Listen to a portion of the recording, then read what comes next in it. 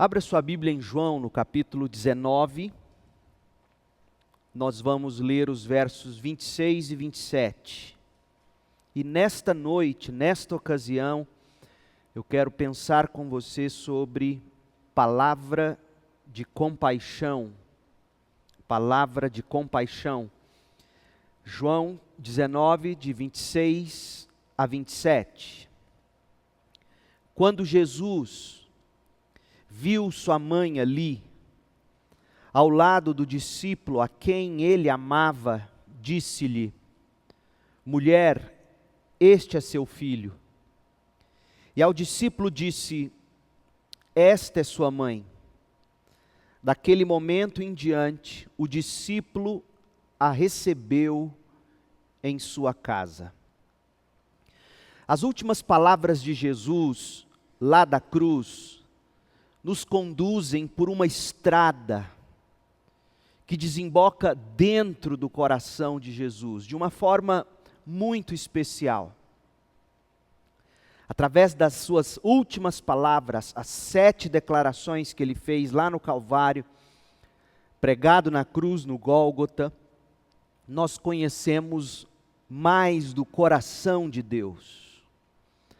Sofrendo os horrores da crucificação, Jesus optou por deixar de lado as suas dores, as suas angústias, e se dedicou a cuidar dos pecadores ao redor dele. Assim, pelos que o maltratavam, Jesus pediu a Deus: Pai, perdoa-lhes, pois não sabem o que fazem. Palavra de perdão. Ao ladrão arrependido, nós vimos hoje de manhã, Jesus anunciou: eu lhe asseguro que hoje você estará comigo no paraíso. Palavra de compaixão.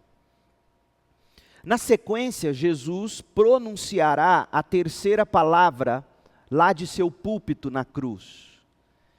E mais uma vez, Jesus não estará pensando em si mesmo. Jesus estará cuidando de Maria, sua mãe, e de João, seu discípulo amado. Esta que será a terceira palavra de Jesus lá na cruz, é a mais tocante e a mais terna de todas as outras palavras. É palavra de compaixão. O que se pode aprender?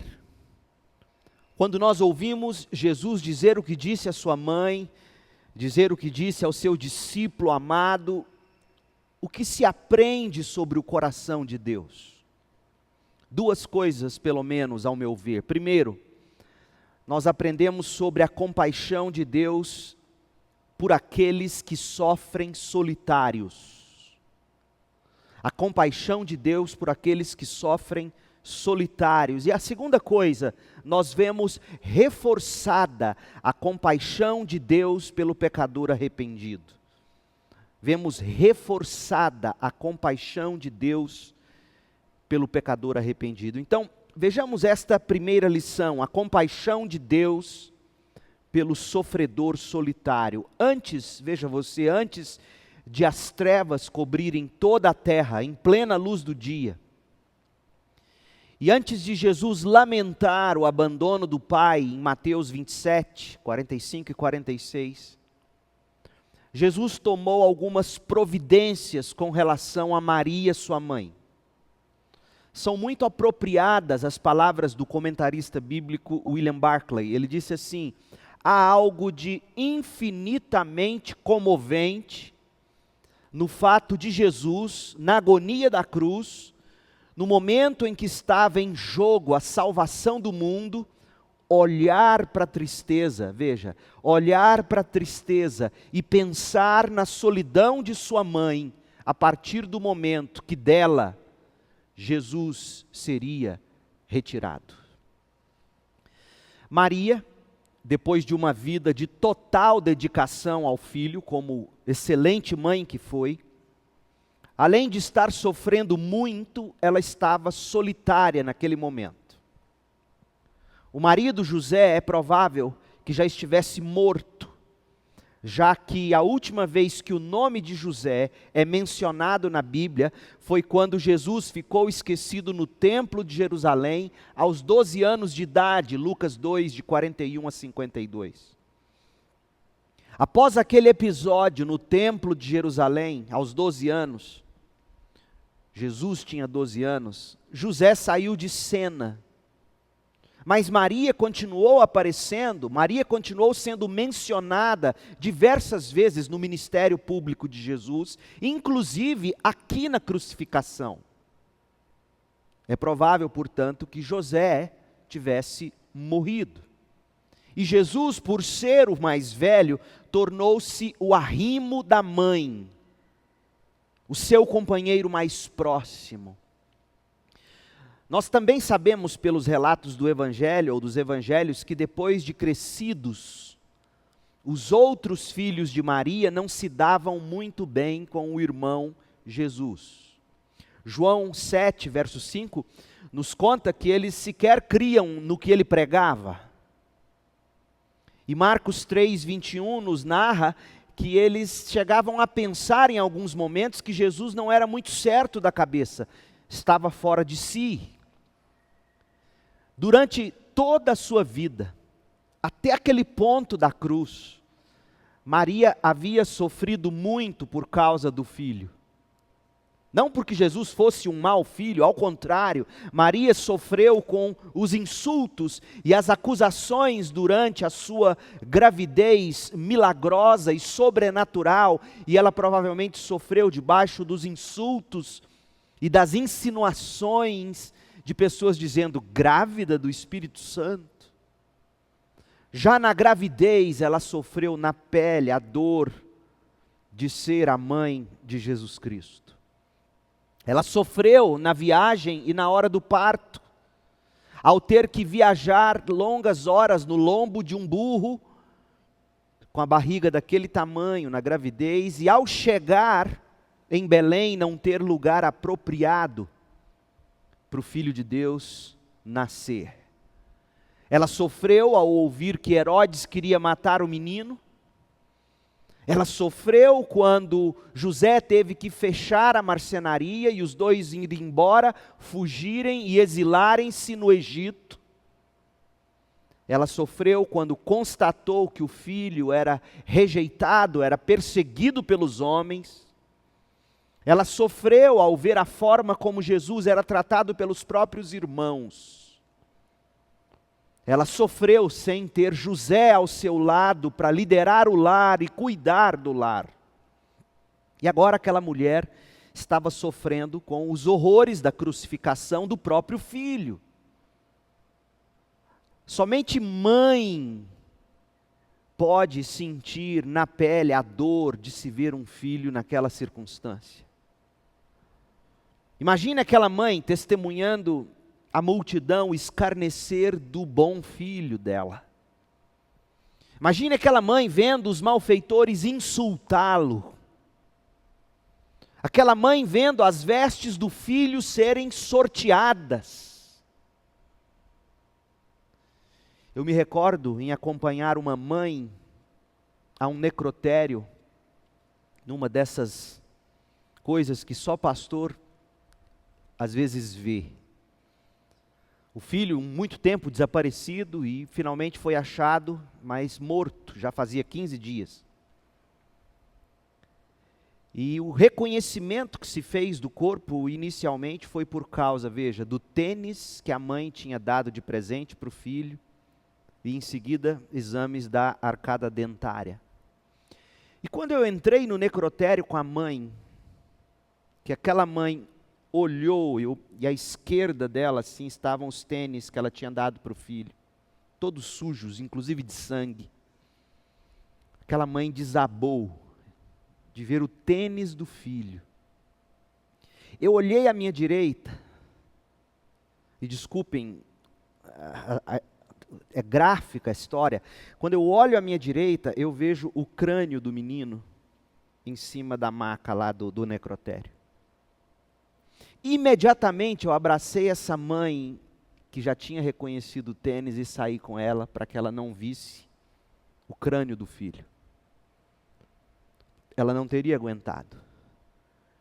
Porque só de reconhecer os tênis do menino, ela entrou em pavor.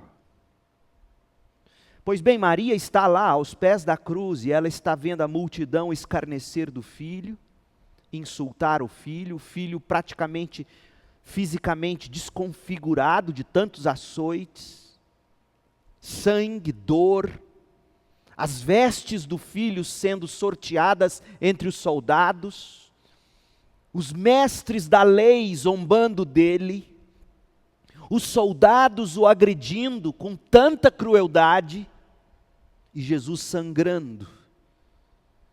E da boca dele não saía uma palavra de xingamento, não saía uma palavra de juízo, não saía uma palavra de escárnio, da boca dele continuava saindo o que de fato havia no coração dele, puro amor, saía palavra de perdão, saía palavra de compaixão, e agora estava prestes a sair, saía palavra de perdão, de salvação, e agora estava prestes a sair palavras de compaixão.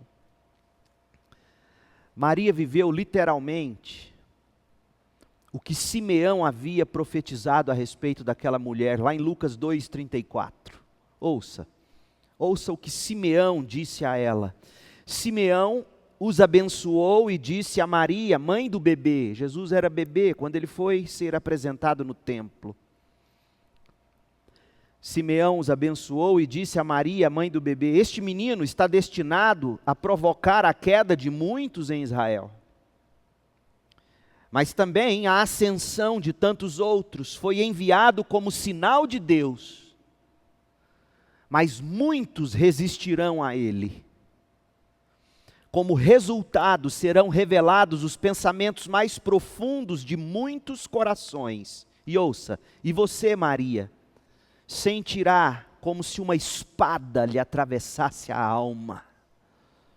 Em outras palavras, Maria, seu filho será uma bênção para as nações, mas ele sofrerá muito pelo que ele revelará sobre o coração dos homens.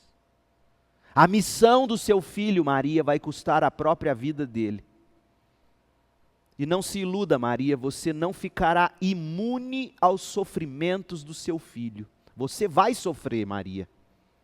Você vai sofrer muito. Você vai sentir como se uma espada lhe atravessasse a alma, pois este era o sentimento daquela mãe assistindo o filho sobre a cruz. Sabedor de tudo que Maria havia passado, Jesus a acompanhou. Sabedor do que Maria estava passando e daquilo que Maria ainda passaria após a morte e ascensão de Jesus ao céu, Jesus redobrou o cuidado com a mãe. E como Jesus era o filho mais velho, o responsável pela mãe, e como nenhum dos irmãos dele ainda, àquele ponto, havia se convertido, nenhum dos seus irmãos, dos outros filhos de Maria, ainda criam em Cristo, Jesus decidiu que proveria para a mãe dele uma companhia à altura. João, seu discípulo amado. E aí nós lemos estas lindas palavras em João 19, 26. Mulher, este é seu filho. Mulher, eis aí o teu filho. Alguns detalhes interessantes, porque se você ler a narrativa na sequência, a partir do verso 23 de João 19, você vai se dar conta de algumas coisas. Deixe-me tentar reconstruir para você entender em que momento essas palavras de Jesus, mulher, eis aí teu filho, em que momento essas palavras saíram dos lábios de Jesus. Eu sempre digo isso, infelizmente a gente lê a Bíblia naquela correria e a gente não para ver os detalhes, a forma como o autor sagrado veio construindo tudo. Mas veja, alguns detalhes interessantes desse episódio merecem a nossa cuidadosa observação. Enquanto Jesus proferia as suas palavras lá da cruz, haviam dois grupos distintos que estavam sendo focalizados pelas lentes dos evangelistas. O grupo de soldados e o grupo de mulheres. os soldados repartiam entre eles os pertences do Senhor. João 19, 23 a 24. O turbante ficou com um dos soldados. As sandálias ficaram com outro soldado. O manto, que era uma espécie de toga ou de sobretudo, ficou com mais outro soldado. A cinta ficou com ainda outro soldado, mas sobrou uma peça, a túnica, que o verso 23 de João 19 diz era uma túnica sem costura, tecida numa única peça de alto a baixo. E aí eles decidiram sortear aquela túnica para ver quem ficaria com aquela última peça de Jesus. João 19, 24. Por que eu digo que esses detalhes são bastante interessantes? Não apenas porque era o cumprimento de uma profecia, a profecia do Salmo 22, 18, que dizia: repartiram minhas roupas entre si e lançaram sortes por minha veste. João cita isto em João 19, 24, cita o cumprimento da profecia do Salmo 22, 18, e isto em si já é muito interessante, mas também é interessante por revelar o carinho, o cuidado e a atenção de Jesus com aquela pessoa que mais o amava sobre a terra. Leon Morris, que é um renomado estudioso do Novo Testamento, no comentário dele do Evangelho de João, ele escreveu que à luz de Mateus 27, 55, e à luz de Lucas 8, 2 e 3, ouça o que diz Mateus 27, 55. Estavam ali, aos pés da cruz, muitas mulheres, observando de longe, eram as que vinham seguindo a Jesus desde a Galiléia para o servirem. Então essas mulheres estavam ao pé da cruz. Quem eram essas mulheres? Lucas 8, de 2 a 3.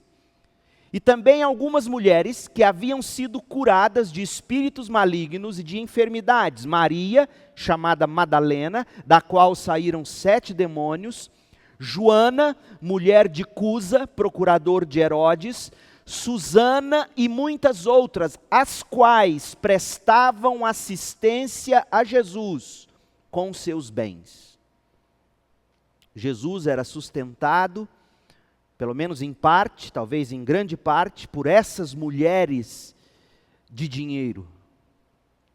Então, à luz disso, à luz desses dois textos, esse grupo de mulheres que sempre serviram Jesus, esse mesmo grupo de mulheres que estava aos pés da cruz, não é improvável que aquelas 4 mulheres ao pé da cruz tinham dado a Jesus todas as suas vestes, inclusive as sandálias.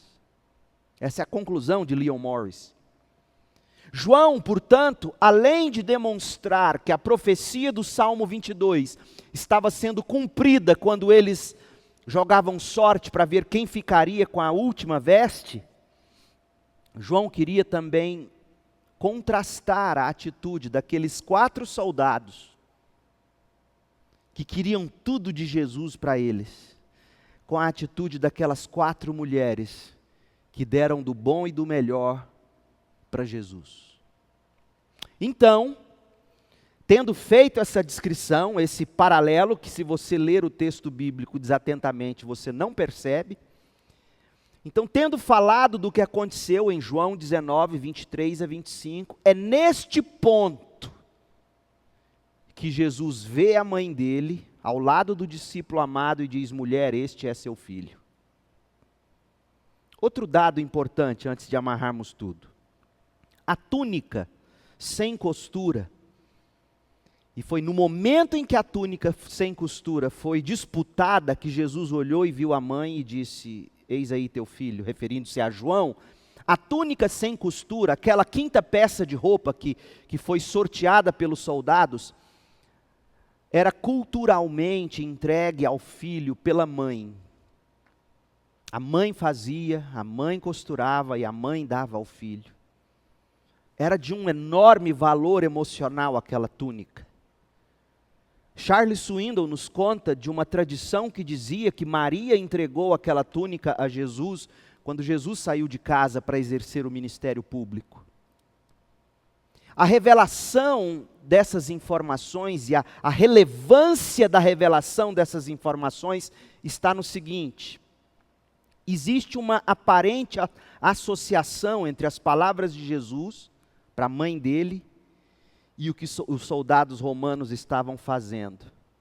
Imediatamente, veja o texto, olha para o texto e veja isso. Imediatamente após os soldados lançarem sorte pela túnica que a mãe deu ao filho,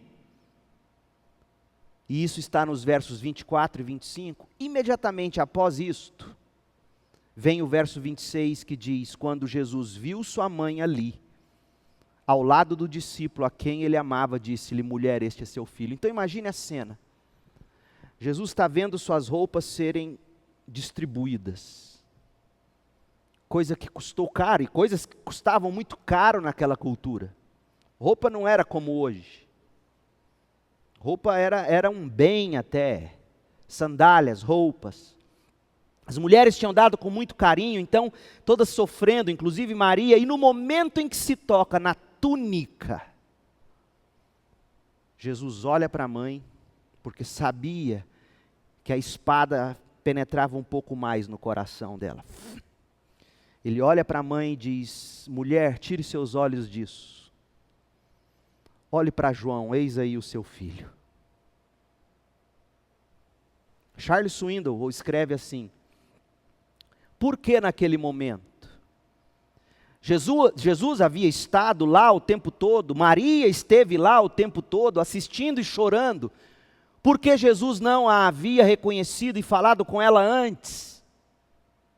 Porque Jesus não disse, eu acrescentaria, durante mesmo aquela via dolorosa, por que ele não declarou já desde então: eis aí seu filho? Teria sido por causa da túnica sem costura? Creio que sim, escreveu Swindoll. Suas vestes externas e suas sandálias não tinham qualquer significado. Mas quando eles tocaram a túnica, tocaram algo mais próximo do coração dele e da mãe. A veste que Maria havia feito para ele. Pode parecer bobagem, mas essas coisas têm grande significado. Eu tenho num envelope de plástico vermelho, que é da empresa a Agrimac, onde meu pai trabalhou, a irmã Zulmira, que é da nossa igreja, trabalhou junto com ele. Eu tenho um envelope da empresa antigo, de anos, já desbotado as letras da empresa, e dentro desse envelope eu tenho pertences antigos, dentre os quais você encontra os óculos do meu pai e o lenço dele. Óculos e lenço que ele usava no dia que ele foi atropelado e morreu. Os óculos ainda têm as marcas de sangue. E o lenço é todo ensanguentado. Isso tem valor emocional. Jesus estava ali vendo a mãe sofrer, e quando tocam na túnica do filho, ele olha para ela e diz: mulher, deixe de olhar para isso. Eis aqui teu filho.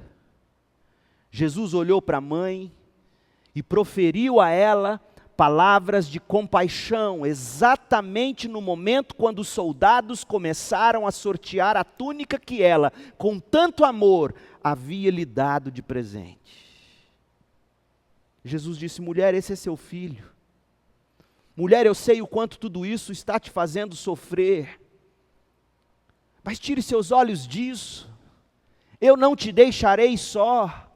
Eis aí quem eu tanto amo, eis aí quem você poderá ter ao seu lado, eis aí alguém com quem caminhar pelo resto da sua vida, eis aí alguém com quem se ajudar, alguém que vai conversar com você, que vai chorar com você, que vai sorrir com você, eis aí alguém que eu amo como a um irmão, eis aí João, este é seu filho. Jesus pronunciou palavras de compaixão: Maria, você não vai ficar sozinha. Maria, você não vai sofrer sozinha. Maria, eis aí teu filho. Maria, eis aí João, e você sabe o quanto eu o amei. Deus se compadece de cada um de nós, gente. Deus sente as nossas dores. Deus vê a nossa solidão. Deus sabe o que é importante para nós, mesmo aquelas coisas mais pequenas. Deus sabe o que valorizamos. E Ele providencia para nós comunhão. Eis aí. Tire os olhos de si. Tire os olhos da crise, tire os olhos da dor, tire os olhos do que te faz sofrer, tire os olhos da túnica. Olhe para o que Deus está te dando. Eis aí João. Olhe para a comunhão que Deus está provendo para você. Hoje à noite eu quero te dizer o seguinte: talvez exista algo pequeno, sim, com grande valor emocional para você. Mas que se você mantiver seus olhos e coração nisto, vai te destruir. E Jesus diz a você, como disse a Maria, tire os olhos disso. Tire os olhos do meu sofrimento, não chore por mim, como ele disse para as mulheres na Via Dolorosa, lá no Evangelho de Lucas. Não chorem por mim, ó, chorem por vocês. Tire os olhos disso, coloque os olhos naquilo que eu estou te dando como esperança para o seu futuro. Palavra de compaixão. Eu mencionei os objetos que eu tenho guardados, os objetos do meu pai, e eu guardo aquilo com muito carinho e lembrança, e sempre por algum motivo eu vou lá e abro aquilo e fico olhando, aquilo me massacra. Eu guardo e coloco dentro da caixa e deixo lá em cima. E não é que eu vou lá de tempo em tempo propositadamente para ver aquilo. De repente eu estou procurando alguma coisa que eu pensar está dentro daquela pasta, daquela bolsinha, e por acaso eu pego aqueles objetos do papai. Quanta gente vivendo de objetos, de lembranças, remoendo dor e sofrimento. Mulher, olha aqui para o teu novo filho. Tire os olhos das minhas feridas, tampe os ouvidos para as coisas ruins que falam ao meu respeito. Tire os olhos do meu sofrimento. Olhe para João, esse é seu filho. Segunda palavra, palavra de compaixão de Deus pelo pecador arrependido. Quando Jesus foi preso, nós vemos que todos os discípulos o abandonaram e fugiram. Inclusive João. Jesus tinha advertido a cada um deles dessa possibilidade. Lá em Mateus 26, 31, a gente lê falando que ele disse: olha, vocês vão se espalhar, vocês vão me abandonar. Pedro, em nome do grupo, diz: de jeito nenhum. Contestaram a declaração do Senhor, Mateus 26, 35. Mas nós lemos a história e conhecemos o desenrolar de tudo. O fato é que quando Jesus foi preso, todos o deixaram, todos fugiram, exatamente como o Senhor tinha dito. Mateus 26, 56. E aquilo foi tão cômico aos olhos de alguns que Anás, o sumo sacerdote, durante o interrogatório, ele até provocou Jesus perguntando: cadê seus discípulos? João 18, 19, como que dizendo: nem eles acreditam em você, porque eu sei que todos já fugiram. E a razão para os discípulos terem abandonado a Jesus foi a seguinte: o próprio Senhor nos conta em Mateus 26, 31. Infelizmente a NVT não traduz a palavra, mas a Almeida Revista e Atualizada traduz. A palavra grega é escandalizados. Vocês fugirão, me abandonarão. Mateus 26, 31. A palavra grega é escandalon. É a mesma palavra que foi usada para tropeço, lá em Mateus 5, 29, quando Jesus fala: olha, se o seu olho direito te escandalon, te fizer tropeçar, arranca e joga fora. Em outras palavras, os discípulos não queriam escandalizar, não queriam escândalo, não queriam tropeçar e cair por se identificarem com Jesus, ou por causa de Jesus. Portanto, os discípulos abandonaram Jesus por medo, por escândalo, por vergonha, por covardia. Essa atitude dos discípulos nos remete ao que Satanás disse a Deus, quando Satanás estava tentando, provando Jó. Jó 2, versículo 4, Satanás respondeu ao Senhor: pele por pele, um homem dará tudo o que tem para salvar a própria pele. Irving Lutzer, que foi pastor da igreja de Moody, ele escreveu assim: basta olharmos nas páginas da história para constatarmos com pesar o enorme valor que as pessoas dão à vida física e material em detrimento de princípios éticos e morais e até da própria alma. João e os discípulos, como muitos ainda hoje, tinham convicções profundas, mas não o suficiente para sofrer por causa delas. Uma coisa é você ter convicção e uma coisa é você padecer sofrimento por causa de tais convicções. Os discípulos tinham muita convicção, mas não o suficiente para abrir mão de certas coisas. Por exemplo, a integridade física deles e a própria vida. Eles tinham medo de perder a vida por causa de Jesus. Quando eles passaram pelo menos 3 anos ouvindo Jesus dizer: se vocês quiserem ganhar a vida, vocês terão que perdê-la por minha causa. Mas aqueles homens não estavam dispostos ainda. E foi por isso que eles abandonaram Jesus e fugiram, inclusive João. Mas graças a Deus, o Senhor permitiu que João retornasse para perto de Jesus. E para surpresa de João,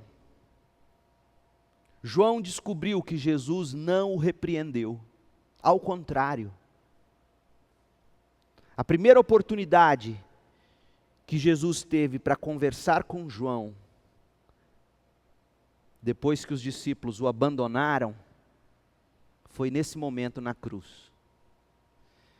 E o que João ouve de Jesus é surpreendente. Releia o texto comigo, João 19, 26. Quando Jesus viu sua mãe ali, ao lado do discípulo a quem ele amava, João, e é João que está contando isso aqui. João está contando essa história, são palavras do próprio João, ou seja, João sentiu a profundidade do amor de Jesus por ele, a ponto de dizer aqui: quando Jesus me viu, ou seja, quando Jesus viu sua mãe ali, ao meu lado, ao lado daquele a quem ele amava, Jesus disse: mulher, este é seu filho. E a este discípulo, Jesus disse: esta é sua mãe. E daquele momento em diante, o discípulo recebeu a mulher em sua casa. Meu povo, esse incidente na vida de João nos revela verdades consoladoras sobre o caráter de Deus.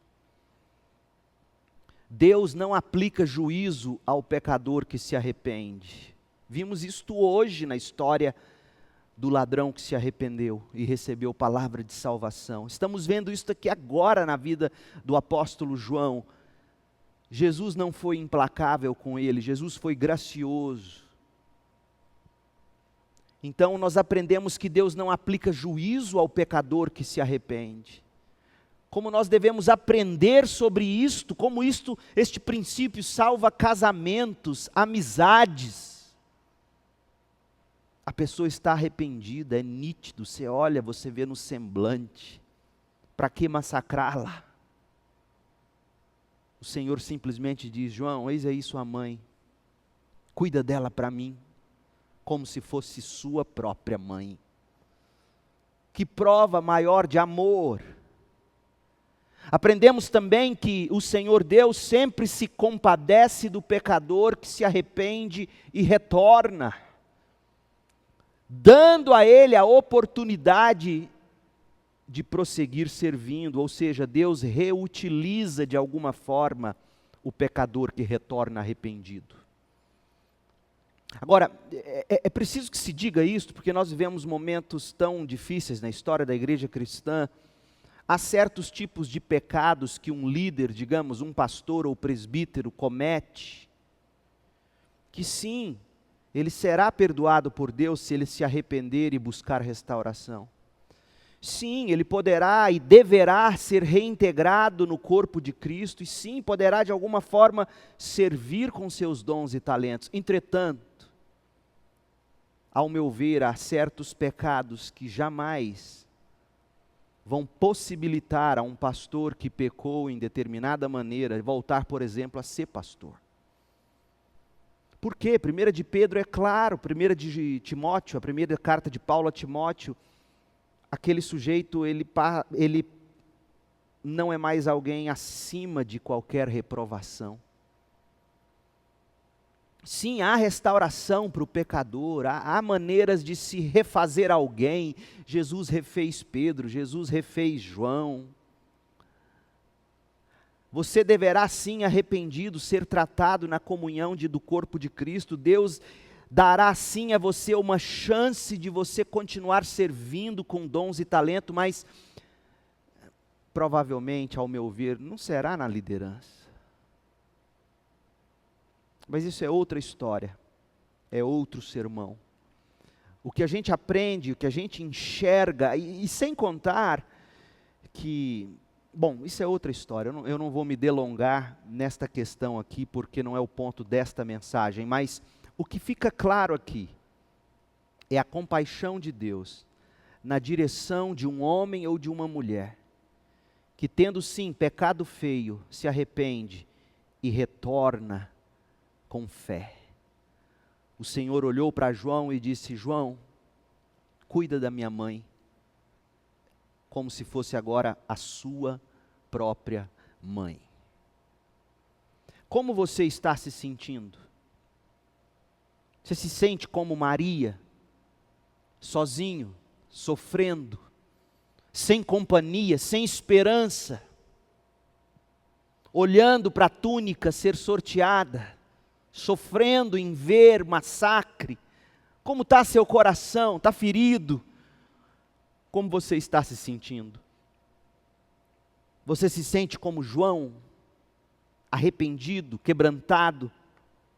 Você esteve longe da cruz, ou talvez ainda esteja. Você deixou Jesus em troca de seus desejos e prazeres, mas agora você retorna arrependido e disposto a servir. Como você está? Como você se sente? Deus tem palavra de compaixão para você, e a palavra de Deus é a mesma que Ele deu através de Jesus ao seu servo João e à sua serva Maria. Eis aí, Maria, eis aí seu filho. João, eis aí sua mãe. Eis aí fora de você. Eis aí longe do seu passado, eis aí sem você ter que viver preocupado com o seu futuro, eis aí do seu lado, aqui e agora. Portanto, quando Jesus diz eis aí, Ele está dizendo: tire os olhos de si, tire os olhos dos problemas, tire os olhos das suas feridas, tire os olhos dos seus erros e do seu passado, tire os olhos do seu futuro, tire os olhos do que te faz sofrer. Eis aí João, eis aí, olhe para João, Maria. Eis aí teu filho. Eis aí alguém para conviver com você e ao lado de quem você poderá desfrutar a vida que segue. E eu aplicaria esta palavra dizendo assim, para muitos de vocês que se sentem sós, abandonado talvez por um cônjuge, filhos. A palavra de Deus, quando diz: Maria, eis aí João, eis aí teu filho, eu diria a você: eis aí a igreja local. Faça da igreja local a sua família, faça da igreja local o seu povo. Eu espero que esse tempo de quarentena, esse tempo de isolamento social sirva para mostrar para você o quanto é necessária a comunhão da igreja. Os pequenos grupos, os relacionamentos discipuladores, os cultos coletivos. Pode ser que você que me assiste, você que me ouve, seja daqueles que acham que a comunhão da igreja é dispensável. Culto por internet basta. Não, não basta. Não existe culto por internet. Existe transmissão de um culto que está acontecendo no local da reunião. Jesus talvez esteja dizendo para você: pare de olhar para tudo isso, eis aí a igreja. Entre para a comunhão da igreja, conviva com o povo de Deus. Nós precisaremos disso cada vez mais, meu povo. Os tempos do fim se aproximam, e deixa eu te contar uma coisa, sem ser um profeta de alardes e de agrouros, não, olha, a coisa vai piorar. E nós só seremos capazes de sobreviver se conseguirmos colocar os olhos nos Joãos que Deus coloca na nossa vida. Eis aí João, mulher, eis aí seu filho, olha para ele, conviva com ele. Você precisa da igreja, você precisa de Cristo, e você recebe mais de Cristo na comunhão do corpo de Cristo. Chega dessa história de achar que você ouve uma mensagem aqui e ali, de acordo com seu gosto, e acha que está bom. Não, não está bom. Eis aí a igreja.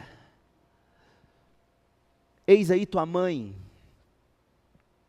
Como é que a gente aplicaria esta palavra a João? Eis aí tua mãe. Eis aí uma tarefa para você. Eis aí alguém na sua vida, e eu digo a você, eis aí alguém que você precisa discipular, evangelizar, ganhar para Jesus, ensinar os rudimentos da fé. O Júnior está acompanhando o rapaz que está editando o nosso livro para novos membros, ficou tão bonitinho, vai ficar tudo disponível online, de graça. Pega esse material, pegue os sermões, é tão rico que nós temos no site da igreja, de graça. Pega esse material e encontre alguém e tome como responsabilidade sua essa pessoa. Eis aí tua mãe, cuide dela. Eis aí teu discípulo, eis aí alguém para você discipular e cuidar. Eis aí o corpo de Cristo para você servir. Eis aí a igreja, eis aí o irmão, portanto, cuide dele. Caminhe com o corpo de Cristo, cuide do corpo de Cristo. Você é parte do corpo. Chore com esse corpo. Console o corpo, console-se no corpo, contribua com o corpo, com oração, com dízimos, com ofertas. Tome o corpo para si, tome a igreja para si e faça como João, leve para casa a igreja, leve para sua casa a igreja. João 19, 27. Essas palavras de compaixão de Jesus na cruz nos ensinam tantas coisas importantes. Como nós precisamos aprender que a cura para as coisas que nos fazem sofrer passa pela necessidade de tirarmos nossos olhos delas e colocarmos nossos olhos naquilo que o Senhor nos dá. E Deus nos deu Cristo. Coloque os olhos nele. Coloque os olhos nas pessoas que Cristo tem colocado na sua vida. Quanta gente lamentando amizades que de repente acabaram. Deixa eu te contar uma coisa, ao longo desses quase 21 anos como pastor, eu tenho aprendido que muitas amizades acabaram porque nunca foram amizade. Muitas amizades nunca foram amizades. E aí você começa a observar essas, entre aspas, amizades, o que se tinha em comum era um inimigo comum.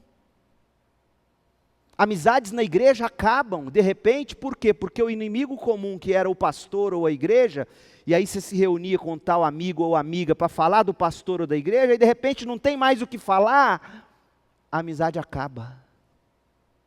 E aí você sofre. Deixa eu te contar uma coisa, foi graça de Deus na sua vida, aquilo nunca foi amizade, aquilo foi uma doença. Quantas pessoas lamentando porque perderam amizades, e Jesus dizendo a Maria, e diz a você, olha, para de olhar para essa túnica, para de olhar para os meus sofrimentos, para de olhar para o que você está perdendo, ou para o que você perdeu, e olhe para o que Deus tem colocado na sua vida. Uma das maravilhas de ver uma igreja como a nossa, sendo revitalizada e crescendo com novas pessoas a cada dia, é ver as novas possibilidades de amizade que surgem a cada domingo, quando as pessoas se juntam aqui para adorar. Especialmente os mais antigos sofrem, quando na verdade tinham que tirar os olhos disso. São túnicas que te fazem sofrer desnecessariamente. Coloque seus olhos nas coisas novas que Deus está te dando, nas pessoas novas, nas oportunidades. Encontre nestas coisas consolo, conforto, alento. Tire seus olhos dessas feridas. Tire seus olhos dos seus gostos que não são atendidos. Tire seus olhos do saudosismo, tire seus olhos do passado. Eis aí João, olhe para João, olhe para a igreja, olhe para as pessoas, encontre alegria nelas. E ouça também o que Jesus disse a João: João, eis aí tua mãe, cuida dela. E a tradição conta que João cuidou de Maria. João foi morar em Éfeso, e a tradição conta que Maria acompanhou ele até a cidade de Éfeso. João levou para casa aquele compromisso que Deus colocou na mão dele. Encontre uma Maria. Encontre alguém para você cuidar, encontre Marias, Joãos, pessoas, leve para sua casa, cuide, abençoe. Esse é o sentido dessa palavra de compaixão da cruz. Esse é o sentido de ser igreja. Que Deus te abençoe. Algumas palavras, algumas perguntas para sua autoavaliação, e a gente encerra com elas. Queria que você fizesse isso agora, repetisse essas perguntas aí no seu coração. E você mesmo respondesse aí em espírito de oração para você diante do Senhor, para o Senhor aí no seu coração. A primeira pergunta que eu penso que você deve fazer, depois de tudo que a gente refletiu hoje à noite: Senhor, o que eu devo deixar para trás? O que eu devo esquecer? Senhor, o que eu devo fazer depois de tudo que eu ouvi? Senhor, quem eu posso ou devo procurar para ser meu João, minha comunhão, minha nova alegria na caminhada com o Senhor? Ou quem eu devo procurar para ser minha Maria, para ser a minha responsabilidade para servir? Senhor, a quem eu devo servir depois de tudo que eu ouvi? Senhor, como eu posso servir depois de tudo que eu ouvi? Minha oração é que as palavras de compaixão de Jesus, aqui em João 19, 26 e 27, inunde o seu coração de compaixão e faça você enxergar a igreja como o grande corpo de comunhão da sua vida, a igreja local, aos membros da CIB, a segunda igreja batista em Goiânia, é a sua comunhão. E se você que nos assiste está em algum lugar e não tem igreja, encontre. E ouça Jesus dizer a você: eis aí o seu João, eis aí com quem você vai se relacionar em comunhão. E ouça também o Senhor dizendo: eis aí Maria, tua mãe, quem você deverá cuidar. Que Deus te abençoe e renove no seu coração fé, esperança e amor. Na quarta-feira próxima, que vem, Deus permitindo, a gente continua com estas 7 palavras de Jesus. É provável que nós tenhamos quarta-feira, domingo que vem, manhã e à noite, e na outra quarta-feira da semana que vem também. Que Deus te abençoe com graça, misericórdia e paz. Boa semana, meu povo.